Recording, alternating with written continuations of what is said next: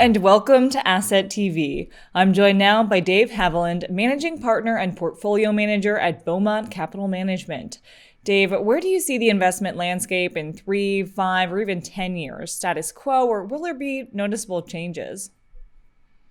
Well, I think it's safe to say that the only constant in our industry is change. But I also note that trends tend to persist, so they conflict a little bit. But in our opinion, no one really knows what the future is going to bring. But we always like to use a historical perspective and look at the S&P 500. If you look over the last 10 years versus the lost decade before that, you're going to see quite a drastic comparison. As most people know from the 2009 lows to now, US large cap stocks have reigned supreme, and pretty much every other major asset class has lagged. So the concept of diversification of asset classes, in our opinion, has been more akin to diversification, meaning lower returns on the way up, but it also recognizes that most risk assets correlate towards one, and certainly have during the last 3 bear markets, providing little to no benefit on the way down. So backing up to the second half of this then, let's remember that from 2000 to 2009, the S&P 500 had negative returns. For the entire decade, the S&P lost 16.5%, or just under 2% a year. And if you further remember, it was emerging market equities that were the big winners during this time frame. The point is that no one asset class can lead forever. Yeah, it would be nice to know what the S&P 500 is going to do, but we can't always predict the future. What about other asset classes? Well, I think it's reasonable to assume that bonds are going to be the big story going forward. Bonds have undergone a 50-year super cycle, starting with the oil shock-induced inflation of the early 1970s. In response to that, to choke off inflation, the then Fed Chairman Volcker raised interest rates aggressively. So interest rates peaked in the early 1980s and have basically been falling, of course not in a straight line, but have basically been falling ever since. The current Fed has stated that they do not want negative rates, so the rate floor appears to be zero. Now, recently, as late May, current yields got so low that a $1 million portfolio of 10-year US Treasuries only produced about $6,500 of income, which can be taxable and excludes inflation. While the Fed has stated that they want to keep rates low for the short term, financial planning and investment planning need a longer time horizon and a solution that can work going forward. That being said, what about yields in the intermediate and long term? Do you think interest rates will rise? And if so, how far? And what happens then? Well, rates are so low that bonds are like a coiled spring. For instance, to fight COVID on a global level, tens of trillions of dollars have been pumped into the world's economies by central banks and through government fiscal stimulus. Government deficits and debt are skyrocketing. Eventually, all of this debt should have an inflationary effect. However, we really don't need rampant inflation to see large bond losses.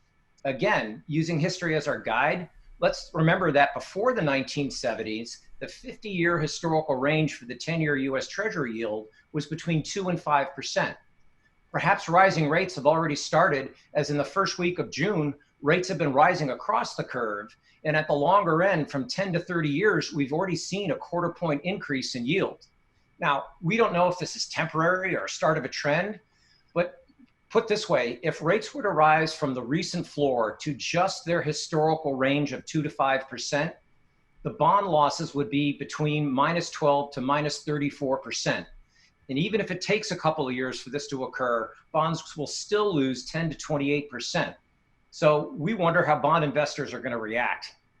Yeah, those are some pretty steep losses. How do you think investors would react to those losses? Well, good question, but probably not too well.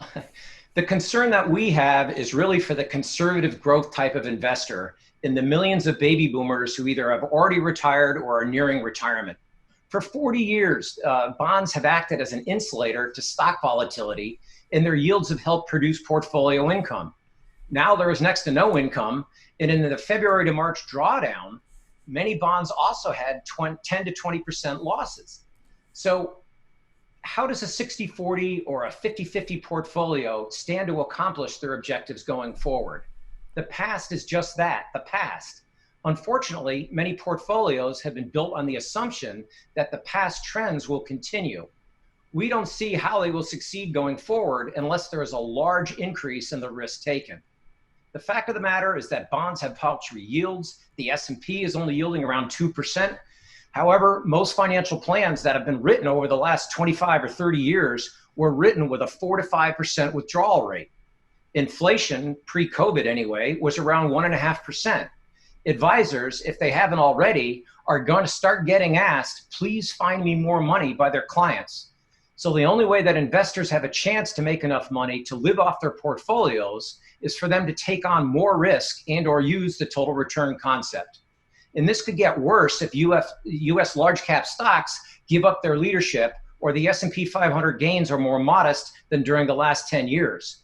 Perhaps home country and recency biases will hurt investors going forward. And Dave, how is Beaumont Capital Management dealing with the current conditions? Well, since it's apparent that advisors and clients are going to need to take on more risk, how, where, and when you take on these risks become most important.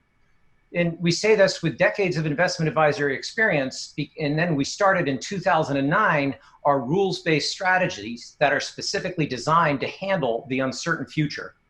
Let me focus on one solution, the Decathlon conservative tactics. Decathlon uses pattern recognition technology to constantly identify desirable investment options.